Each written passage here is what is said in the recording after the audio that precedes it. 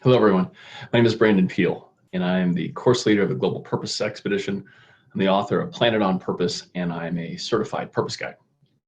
So today we're going to talk about the second cry of the soul. And this is unfulfilling love and loneliness or isolation. So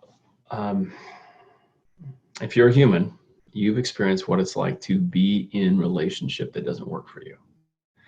Maybe that involves codependency. Maybe it involves a lot of projection, resentment, anger. It can even involve things that are much worse than that. It can involve infidelity. It can involve violence. And I can share with you, I've experienced what it's like to be in a purposeless relationship. So romance and its unhealthy expressions or its lack thereof is a big way that soul says, knock, knock. It's time to pay attention to me. Knock, knock. There's more than this. You're better than this. There's more to life than being constantly in a state of discord or panic. Or, I mean, I can just share from my first marriage, well before I had done purpose discovery work, we were constantly fighting. And it was a short, tumultuous marriage, only about 18 months. But it was to the point where I was afraid for my life.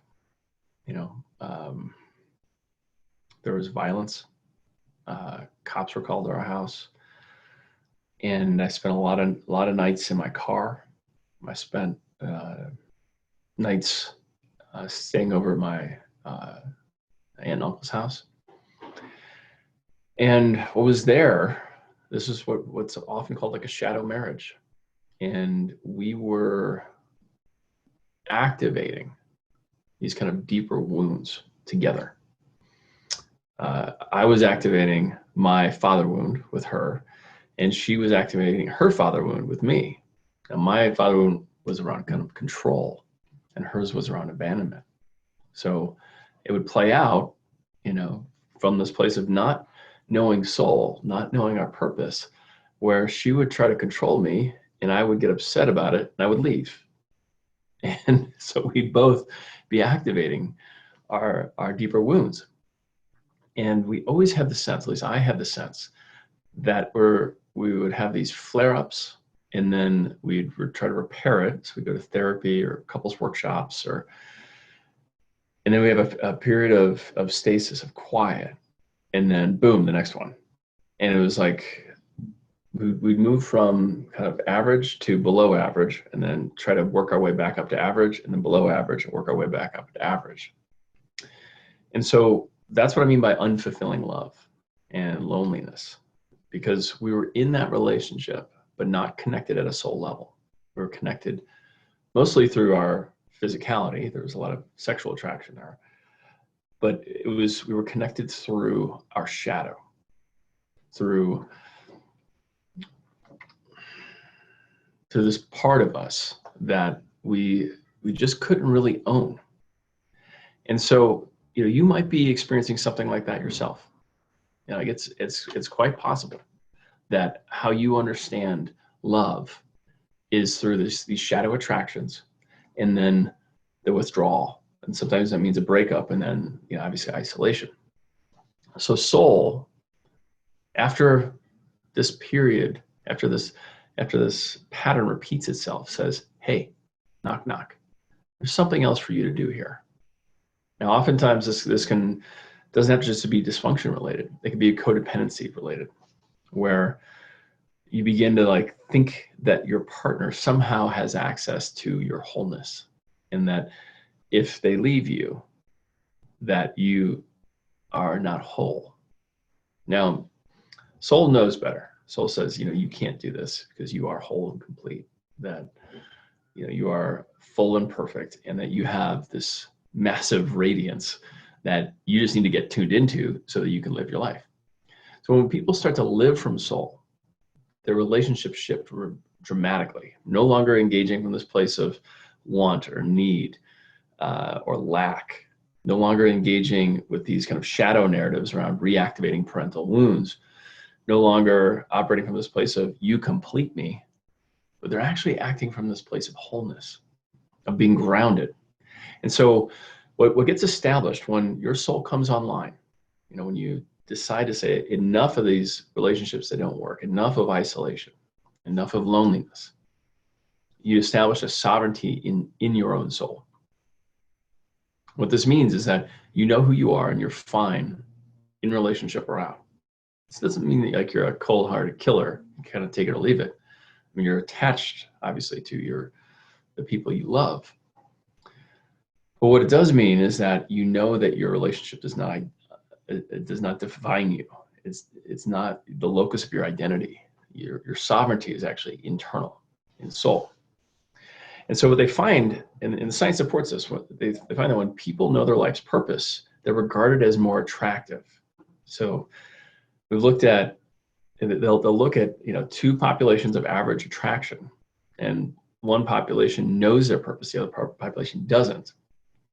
And they find that when people meet these two people, or these two groups of people, they actually regard the group that knows their purpose as being more attractive, because why wouldn't they be, right? They're alive. Their life is about something.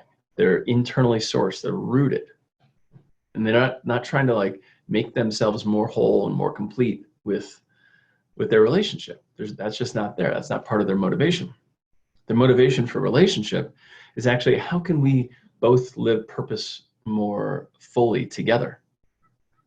How can we nurture this thing in the middle called the relationship purpose? And so what they find is that when people know their life's purpose, they actually experience being in love 31% more of the time. And the reason for this is that they have the self-love. They know themselves. They've explored all their wounds. They've forgiven themselves. And they're also self-sufficient, meaning they're fine being single.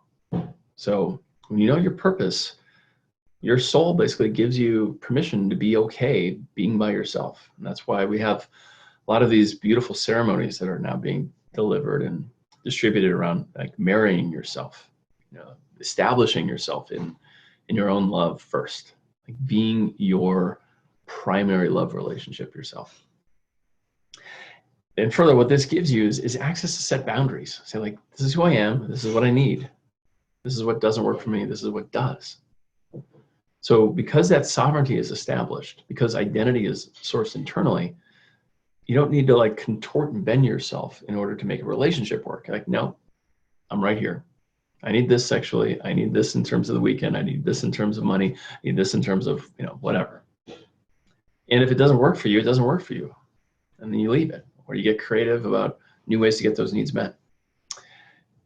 What I especially love about a relationship sourced in soul, and I speak from experience with my fiance, Stephanie, is that we can make really bold requests of each other.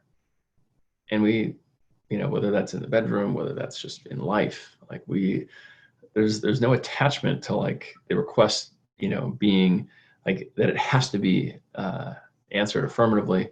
But like we said, well, why not? Let's just go ahead and ask.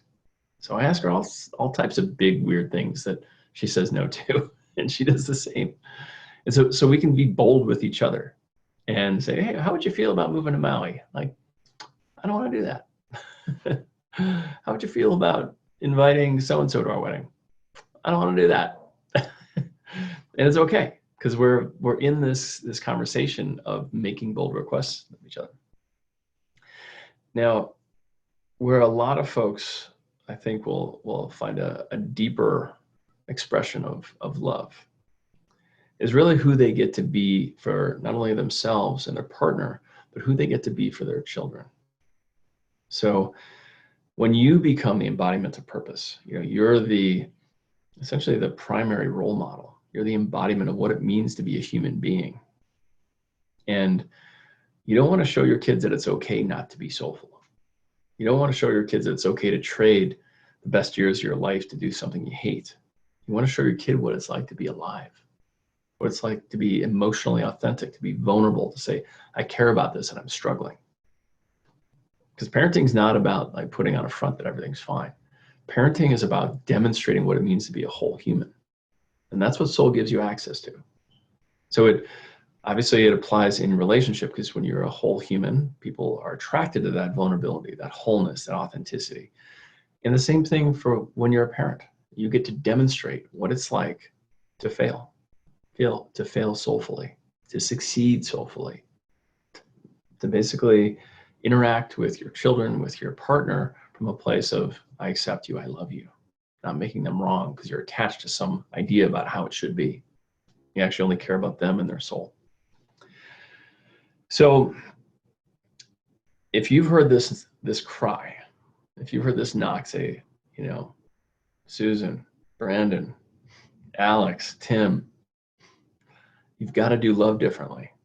You can't be foisting all your hopes, all your happiness on the health of a relationship. You can't keep repeating these same patterns. You can't keep showing up for your kids as smaller than you know yourself to be. I invite you to take a step forward, to awaken your soul's purpose, establish that soul sovereignty, and be the partner, be the parent that you know you can be. So check out the Global Purpose Expedition. Go to globalpurposeexpedition.com, and it's a 10-week program that's going to take you into all 10 aspects of your soul's purpose, empower you to overcome resistance to living it in your relationships and your career, and put you in action, having you transforming those relationships and launching your purpose project out into the world. That's globalpurposeexpedition.com. We'll see you there.